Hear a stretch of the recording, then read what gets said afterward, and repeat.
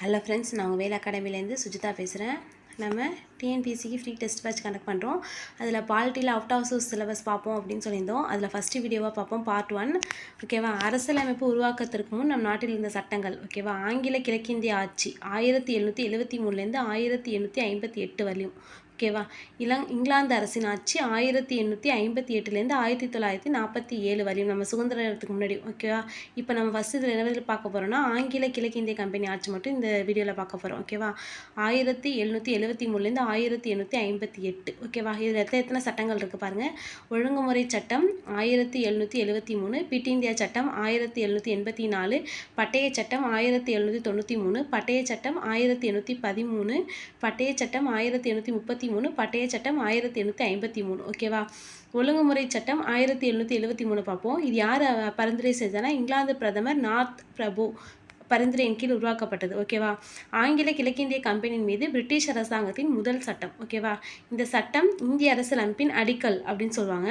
Next ஆங்கில கிழக்கிந்திய கம்பெனியின் மேற்பார்வை அதிகாரம் மன்னரிடமிருந்து இங்கிலாந்து பாராளுமன்றத்துக்கு மாற்றப்பட்டது.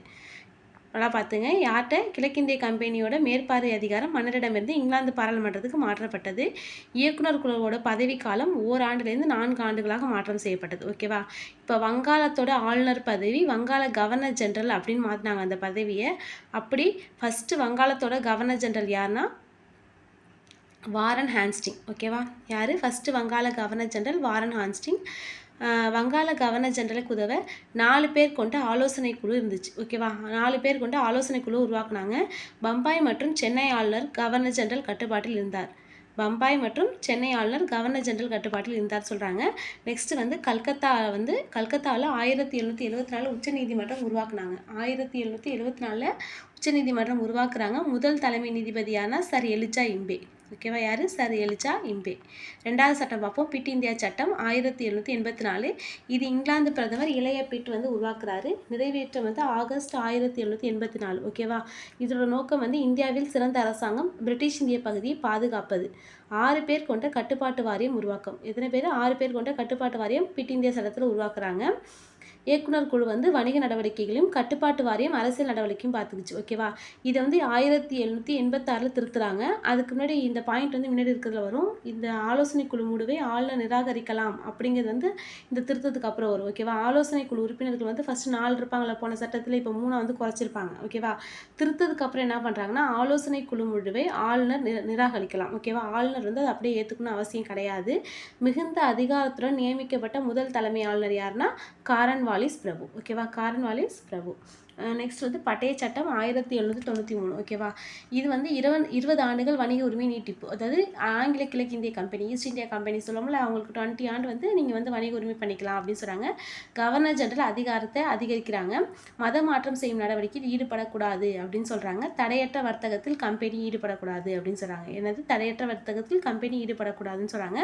பட்டய சட்டம் 1813 20 ஆண்டுகள் வணிக உரிமை நீட்டிக்கிறாங்க. ஓகேவா?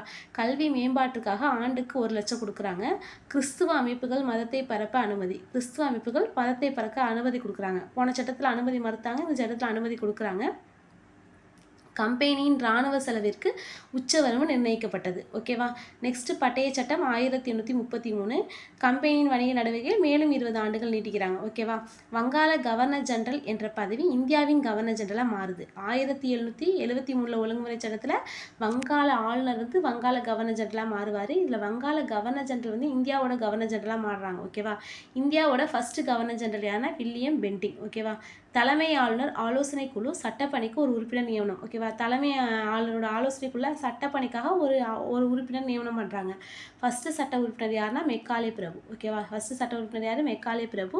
பம்பாய் மற்றும் மதராஸ் ஆளுநர் சட்டமேற்றும் அதிகாரத்தை இழந்தனர் அப்படின்னு சொல்கிறாங்க. இந்தியாவோட குடிமை பணி உருவாக்கப்படுது. இந்திய குடிமை பணி உருவாக்குறாங்க. ஓகேவா?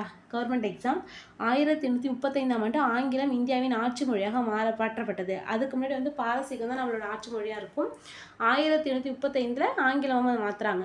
பம்பாய், கல்கத்தாவில் கிறிஸ்தவர்களின் நலனுக்காக பிஷப்கள் நியமனம் செய்யப்பட்டனர். ஓகேவா?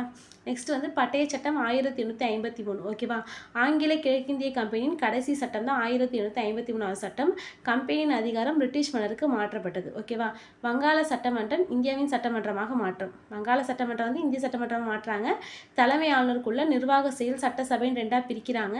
1854 மெக்காலே குழுவோட பரிந்துரையின் பேரில் குடிமை பணிக்கான தேர்வு நடக்குது. ஆளுநர் குழுவில் 6 புதிய உறுப்பினர்கள் சேராங்க. மத்திய சட்டமன்ற குழுவில் உள்ளூர் நபர்கள் அனுமதி. மத்திய சட்டமன்றத்தில் உள்ளூர் நபர்களை அனுமதிக்கிறாங்க. அந்த 6 பேர் புதுசாக நியமிக்கிறாங்களா ஆளுநருக்குள்ள, அதில் 4 பேர் எங்கேருந்து நியமிக்கிறாங்கன்னா சென்னை, பம்பாய், வங்காளம், ஆக்ரா ஓகேவா. அவ்வளோதான் ஃப்ரெண்ட்ஸ் மொத்தம் இந்த பட்டய சட்டத்தில் இது என்னென்னு மட்டும் நோட் பண்ணிக்கிங்க ஓகேவா. இந்த வங்காள கவர்னர் ஜெனரல் அந்த யார் யார் ஃபஸ்ட்டு இது பண்ணுறாங்க அதெல்லாம் ரொம்ப முக்கியம். அப்புறம் வந்து கோர்ட் இது பண்ணியிருப்பாங்களா அது முக்கியம். இதெல்லாம் தான் ரொம்ப முக்கியம் இந்த இதில் ஓகேவா. அது மட்டும் பார்த்துங்க. நெக்ஸ்ட் வீடியோ என்ன பார்க்க போகிறோம், இங்கிலாந்து அரசின் ஆட்சியை பார்ப்போம் ஓகேவா. தேங்க்யூ.